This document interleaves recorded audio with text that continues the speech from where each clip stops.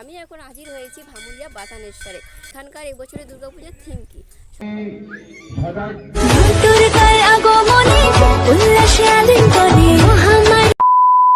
দুর্গাপূজা আর মাত্র 2 মাস, তাই তো।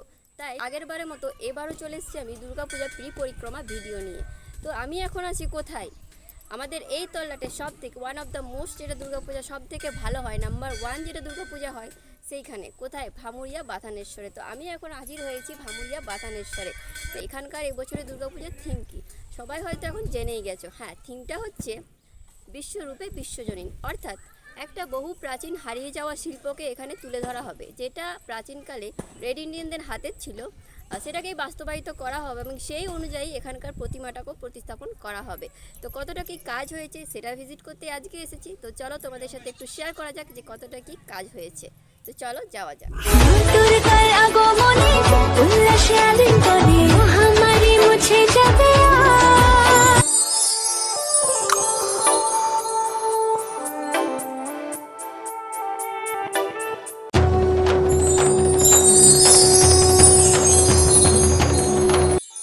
সো ফ্রেন্ডস, সবাইকে দুর্গাপূজার অনেক অনেক আগাম শুভেচ্ছা। আর মাত্র 2 মাস, তাই তো দিনগণ আমাদের শুরু হয়েই গিয়েছে। তো তোমরা দেখতেই পাচ্ছ, গত 15ই জুলাই ভামুরিয়া দুর্গাপূজা কমিটির তরফ থেকে খুঁটি পুজো করে মা দুর্গার শুভ সূচনা করা হয়েছে এবং এই বছর ভামুরিয়া বাতানেশ্বর দুর্গাপূজা কমিটি 15তম বর্ষে পা দিয়েছে।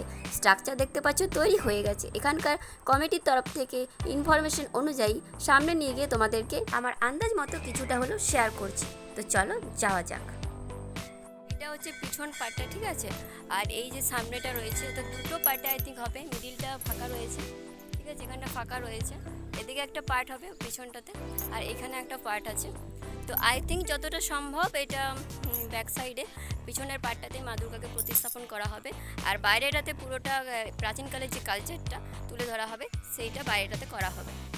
তো চলো দেখলে কতটা কি কাজ শুরু হয়েছে। তো তোমাদের সাথে একটা ডেমো ভিডিও শেয়ার করছি, অর্থাৎ এটা কাজটা হওয়ার পর কেমন দেখতে লাগবে। অর্থাৎ আমি এখানকার দুর্গাপূজা কমিটি, ভামুরিয়া দুর্গাপূজা কমিটির এক দাদার কাছ থেকে সেই ভিডিওটা পেয়েছি, তো সেটাই তোমাদের সাথে একটু শেয়ার করছি।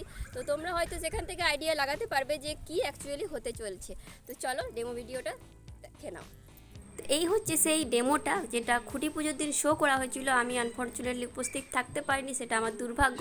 কিন্তু এখানকার কমিটির এক দাদার সহযোগিতায় এই ভিডিওটা আমি তোমাদের সামনে তুলে ধরতে পারছি, এটা আমার খুবই সৌভাগ্য।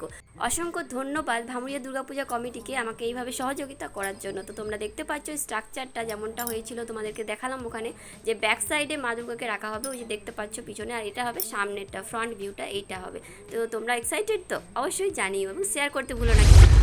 যেহেতু শ্রাবণ মাসের 2য় সোমবার, সেই জন্য ভামুরিয়াতে এখানে যে শিব মন্দিরটা আছে সেখানে জল ঢালারও চলছে, অনুষ্ঠান চলছে। তো চলো সেটাও তোমাদেরকে এক ঝলক শেয়ার করে দিই।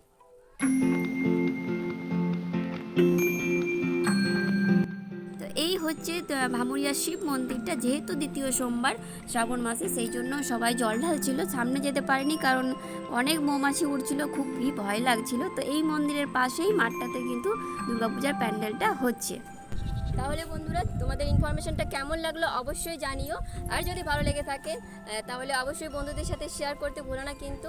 আর পরবর্তী আপডেটগুলো পেতে অবশ্যই পেজটিকে ফলো করে দিও। দেখা হচ্ছে আবার নতুন কোনো ভিডিওতে। ততক্ষণ সবাই বেশ ভালো থেকো, সুস্থ থেকো।